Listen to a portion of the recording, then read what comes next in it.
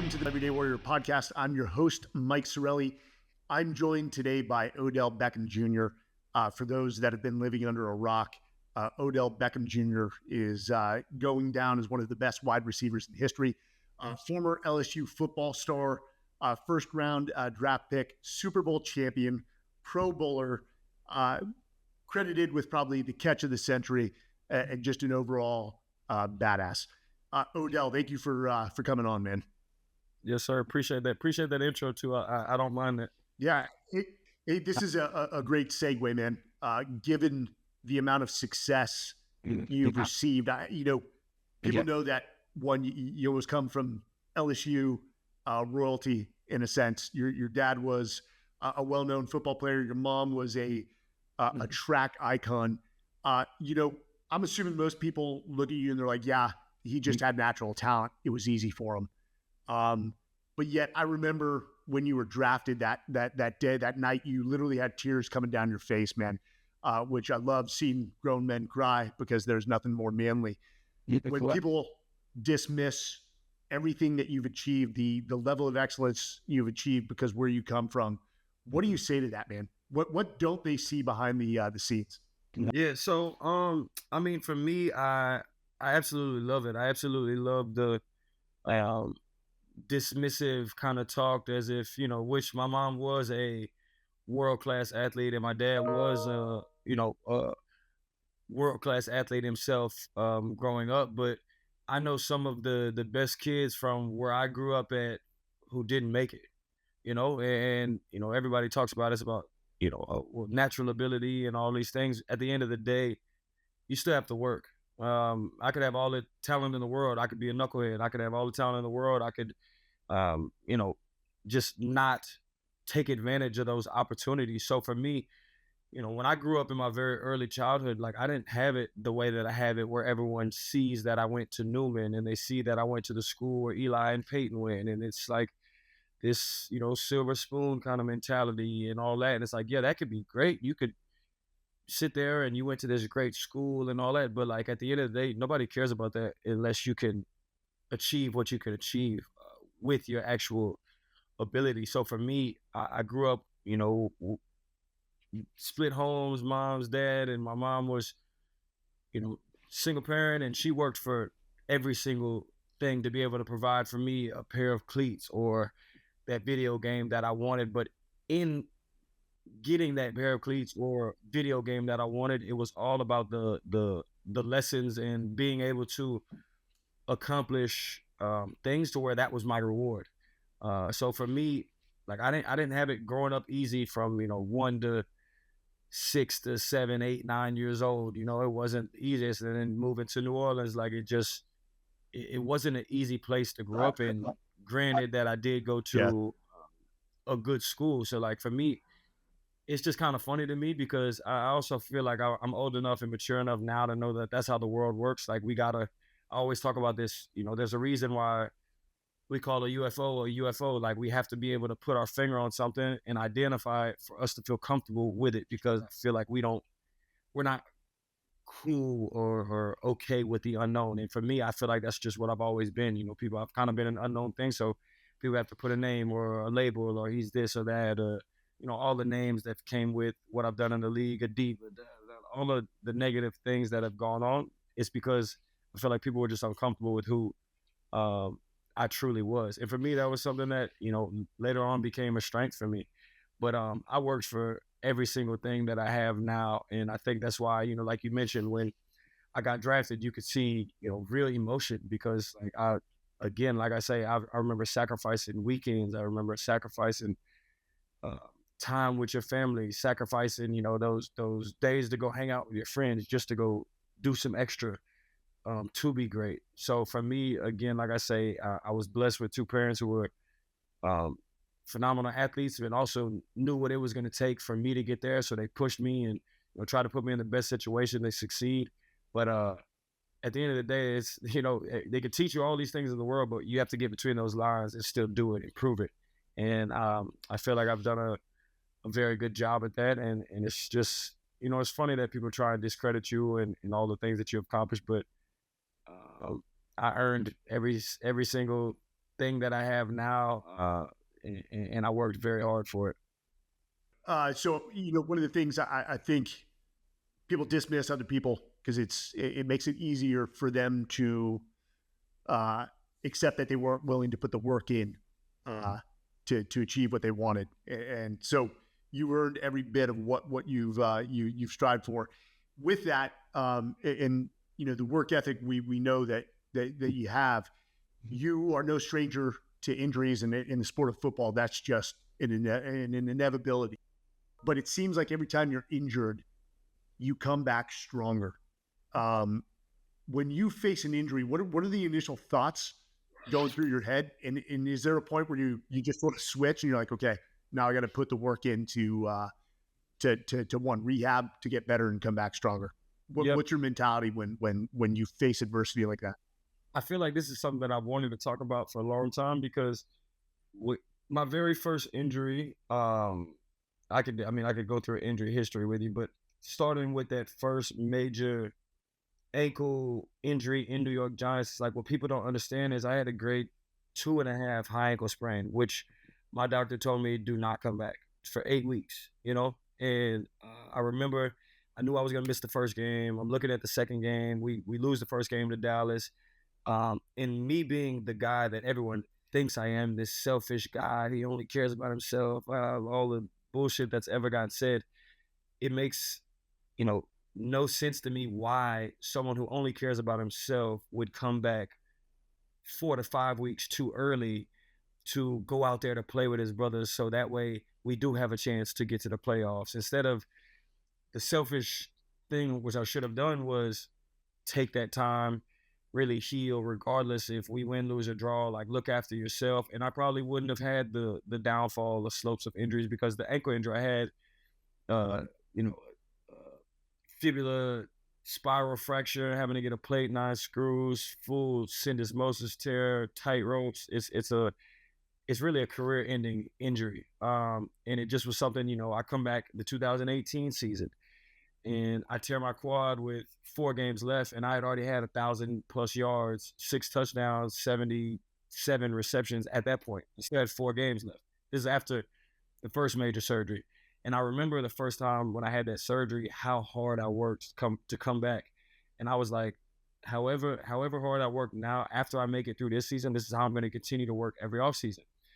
Tore my quad 2018 year off I had got you get a thigh contusion or whatever, and then a hematoma formed in my quad, and then it burst in one of the games. And I was thinking like, all right, you strain your quad muscle, like you'll be back soon. And it just was something that took from end of October or end of November all the way until March for me to be able to even train again. Okay, then I get traded to Cleveland.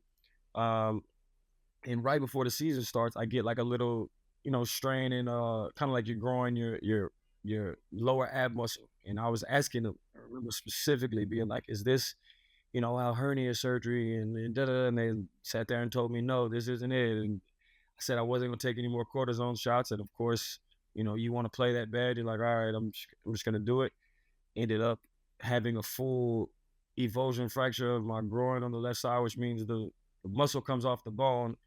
And I was playing the entire season of 2019 with that. Literally can't lift my leg on the table from Monday to Tuesday to Wednesday, just finding a way to scratch and claw through it. I remember I had the hernia surgery.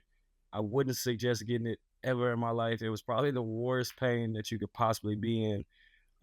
Had that surgery. I come back 2020 season. And it just was a very unfortunate event of my cleat catching the turf the wrong way, me being in a rage mode on an interception, which truly, if someone was selfish and didn't care for anybody else, I probably wouldn't have chased Buddy down because it won't lie to you, it wasn't my fault. And I'm still trying to go make a play and I'm running in full rage, and then I kind of catch myself as a pile's coming to me and I try to like hit the brakes and my cleat slid farther than what I needed to. And then when it caught, your knee shifted. I tore my ACL. And this was the craziest part about when I tore my ACL. Like, I remember being at 5 months and people were like, there's no way that you're doing what you've done already. And again, like you were saying, I come back stronger.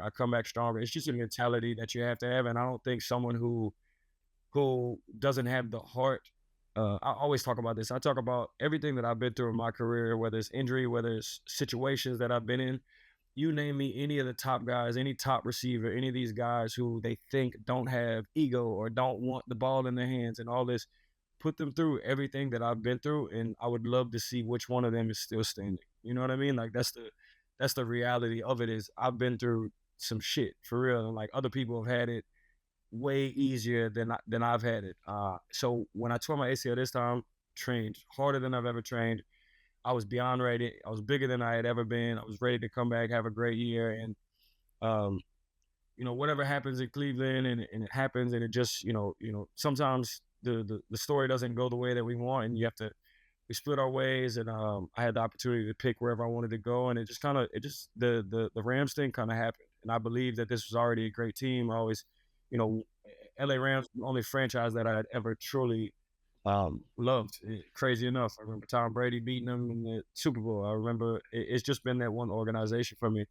And when I signed with the Rams, we did an MRI, and the doc, who I'm very close friends with now, Dr. Elichar, he had to drive up. So I landed at 9, did an MRI. I'm in the building by 10. I don't sign until 5, 6 p.m. because they had to inform me pretty much that my ACL there was no ACL. This was after the ACL surgery. He said, you don't have a clear ACL in here. And I remember him sitting there with me right then and there, week 9 or whatever it was. This was right after my birthday. Not expecting to hear this news. He's like, you don't have ACL. He's like, we can redo your surgery now. And I basically told him, like, bro, I've been through so much shit already. Like, there's no way that I'm going to sit here and get this surgery again. I told him, literally looked him in his eyes. I said, I'll die on the sword. And each week he would come up to me. He's like, I don't know how you're doing it. He's like, I just don't understand how you're doing it. How do you feel? And this is a story that people don't know. And I remember like putting a little tweet about it out, and they were like, it's bullshit. If you don't have ACL, you can't do it. Or if you had a torn ACL, I was like, I didn't say I had a torn ACL. I said I didn't have an ACL. And it just was kind of something that, became like a little insider between, Coach McVay, like the guys on the team knew, and Doc knew, and it just was something that they like, I don't know how you're doing it. And then come Super Bowl time, I remember Cooper Kupp and I looked at each other after the NFC Championship, wishing that would have been the Super Bowl, because we looked at each other and we was like, bro, I don't know if I could do this for another week. It just was, the season this is the longest season I had ever had. I just came back off of a surgery, and then get to the Super Bowl, and I already told McVay, I said, when we win the Super Bowl, you got to let me design the ring. He said, if we win the Super Bowl, you got it. I said, all right, done deal. Going through the game plan, this is the hardest part for me to swallow, which is like, I'll never have this moment back, is if people were to sit there and be like, oh, he's only known for one lucky catch and da-da-da, even though you could go look at numbers and stats and all that, and it wouldn't say the same for someone who's missed 5 seasons but still is in top of the class for whatever and whatever. But the Super Bowl was going to be the game where I got to go to work. We had a game plan where we were gonna put Coop on the other side. If they were gonna double him, then I was gonna eat all day. I was literally gonna go for 220 yards, 3 touchdowns. Like it's not even like a coulda, woulda, shoulda, or if. Like, this was the reality of the situation that was gonna happen. And I think that's the hardest part for me, is like, I finally get to, the epitome of success for your sport, and it's just like, out of everything anyone's ever said about me, like, I had never been so prepared in my life for a moment. I remember crying before the game, but it was crying as like God, like, thank you for finally giving me like this opportunity for like, I used to only be able to combat what people could say about me on the field. And then when you're hurt, you can't really, now I could probably only exchange my words, So it just was like, it was very tough for me because I knew what I was going to do that day, and to have that moment taken away, it just was something that was not easy at all. And, I still wish I could go back and just get 2 more quarters of that game. I promise you the game would not have been close. No disrespect to Cincinnati or anybody. It just was the game plan that we had. McVay really, like, when I got to the game, I was like, it's over with. And especially, as a receiver, you get your confidence early by getting a catch. And like, my first catch, comes, I don't know if it was late in the 4th or early in the 2nd quarter. Like, I finally get the ball and it's a touchdown. I was like, it's over with. Like, there's nobody who could say or do anything to me. There's no words that could be exchanged. Like, I wasn't even talking to nobody on the other side. That's how ready I was. for this game. So it just sucks because, you can't have that moment back. But, God and I already have a little promise to each other. It was, he said, I'll make sure that the champagne isn't so bittersweet this time, next time you get your opportunity. So he already told me that I'll have another opportunity, and this time I'll be able to really do what I'm capable of doing and wanted to do. Dude, it is amazing to me as you talk.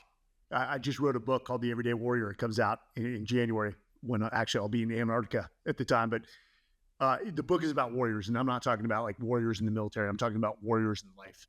Yep. And warriors hold themselves to high standards. I mean, dude, you scored the first touchdown of the game for your team. Yep. And that wasn't good enough for you. Those are high standards, man. And that's impressive, dude.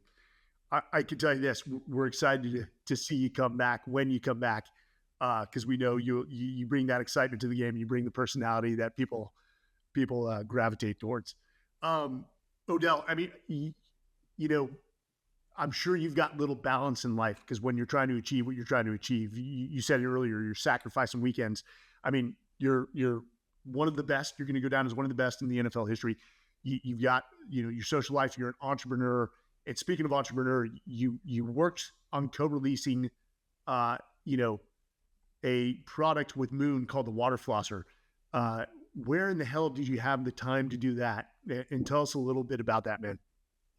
I mean, I find it to be somewhat easy when, the younger me, my mindset had shifted. The younger me would look for endorsements and, find where I can get a check. And my mind was just like, oh, if they're throwing money, like all I gotta do is this. Like, yeah, I didn't have the concept and understanding of to align yourself with things that you're passionate about. For me, it was younger. It was about the money. Like, I got a whole bunch of family members. Like, I got to provide for everybody. I'm the one who keeps the ship afloat. And as I got older, I realized, no knock to anybody. 'Cause, I mean, they dropped me. It was whatever. But like a head and shoulders, like this is a product that, like, I'm not sorry, like I'm not. This is not something that I align with. It was more for the endorsement. Okay, you use this for me, I get this and that. And again, like I was saying, as I got older, it was about aligning yourself with things that you're passionate about. And for me, my teeth was something I was always passionate about. I always was carrying floss sticks around. I always was, trying to brush my teeth at least twice a day. And I it's funny enough, I remember bringing to the Moon shoot way before any of this ever started to transpire. It was just in my bag because I was traveling. I had this big water flosser, and it just kind of, it was funny because they brought it to me, and it was like, it almost was like, like how is everything so aligned perfectly? But they brought this the portable water flosser to me and just showing me, something that, again, this is coming out on December 1st. And it just was, it was like, it just makes the most sense when you're passionate about something and everything's aligned. I think the rest of everything else takes care of itself. So it was teeth hygiene, all these things were something that were very important to me. And Kendall's a good friend of mine. Actually, it's her birthday today, so shout out to Kenny. Much love. Scorpio season in full effect. But just to be able to connect with her on something that she was passionate about. Yeah, really birthday today. Just to be able to connect with something that she was passionate about and there was similar interests there. Like, bro, there's no better alignment than when it all flows together. Odell, you said it comes out December 1st. Sounds like a perfect Christmas gift. Where can people find it? Amazon, the direct site? Is it in stores? You can get it on moonoralcare.com. Okay. We'll make sure to add those links. I know my wife loves flosser, so I'll have to hook her up. Okay. Odell, man, we can't Absolutely. thank you. And you'll have to hook me up with the book. Oh yeah. Done, dude. Done. Consider it done. Yeah, well, for sure. Odell, I can't thank you enough for joining us, man. Again, we are looking forward. I say that for a lot of football fans, looking forward to getting you back. So we will see you guys again on another episode of the Men's Journal Everyday Warrior podcast. Again, this has been Odell Beckham Jr. and Mike Shirelli. Till next time. Thank you. Yes, sir. Much love, fam.